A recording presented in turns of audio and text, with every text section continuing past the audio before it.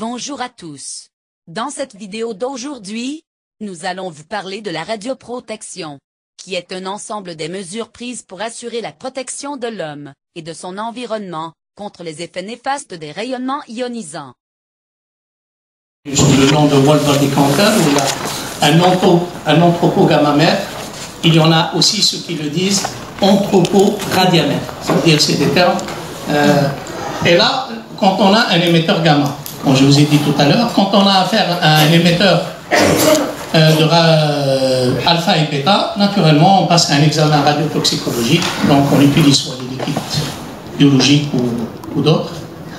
Donc les mesures de l'activité des organes in vivo, donc on peut avoir aussi des mesures quotidiennes. Donc dans ces cas-là, on mesure la radioactivité de l'air inhalé, de l'eau et des aliments ingérés. Et naturellement, on peut déterminer la dose efficace au moyen de calcul, tel qu'a été dit tout à l'heure. Il y a des logiciels Calliope, il y a d'autres. Sincèrement, je ne connais pas, mais il y a toute une panoplie. Vous pouvez même trouver sur le net des logiciels de calcul qui peuvent être utilisés. Même la UA, on a développé énormément.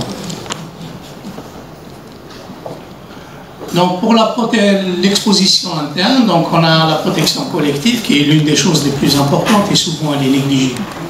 Quelles que soient les installations, je ne vous le cache pas, que ce soit dans le domaine médical, que ce soit dans le domaine industriel. J'ai eu à effectuer quelques missions de contrôle juste pour voir. L'aménagement des locaux, souvent, les hôtes ne fonctionnent pas.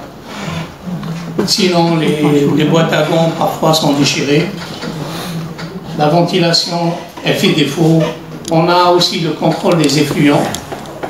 Ça, par exemple, dans le domaine du service de médecine nucléaire, avant de faire le rejet à les cuves de rétention, naturellement, on doit procéder au contrôle pour déterminer quel est le taux de radioactivité qui reste à l'intérieur de ces cuves avant de les vider. Parce qu'il y a des décisions à prendre. Si jamais le taux est très élevé, qui dépasse la norme, à ce moment-là, il va falloir procéder à la dilution de ce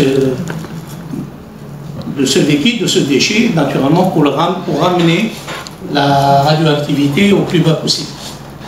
Pour la protection individuelle, on doit protéger la peau, donc on peut utiliser des écrans, on peut utiliser des blouses, on peut utiliser des vêtements, on peut utiliser des surbottes, on peut utiliser beaucoup de choses, des masques, tout dépend du milieu dans lequel j'exerce. L'employeur, c'est la responsabilité de l'employeur de mettre ces éléments naturellement à la disposition des praticiens ou des travailleurs sur rayonnement. Il y a aussi le respect des consignes de sécurité en général. Si vous voyez que votre appareil chauffe et tout ce qui s'ensuit, il faut l'éteindre, il faut le signaler. Il ne faut pas continuer à travailler avec et vous risquez, on ne sait pas, beaucoup de problèmes plus tard, et tout ce qui est.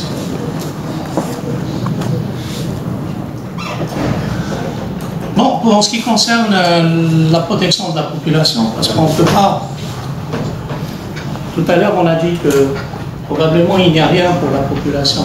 Non, ce n'est pas tout à fait il n'y a rien, parce qu'on ne voit pas ce qu'il est mis.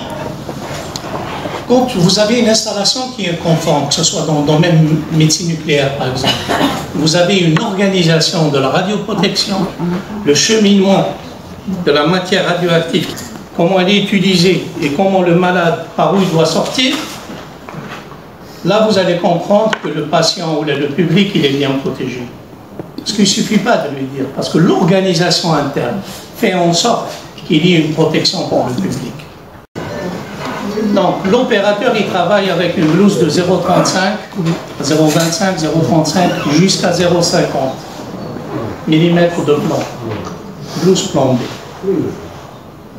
Il est obligatoire qu'une blouse de 1 mm soit présente à l'intérieur du service pour les personnes accompagnatrices de le malade. Le dosimètre n'est pas là pour vous protéger. Le dosimètre, il est là uniquement à titre indicateur. Ils indiquent la dose, ils vous protègent de rien.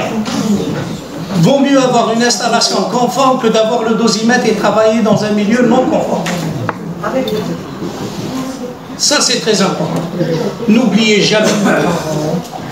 Il faut que l'installation soit conforme. L'installation doit être autorisée par l'autorité réglementaire qui est le commissariat à l'énergie atomique. Donc pour le public, vous avez des rejets gazeux autorisés.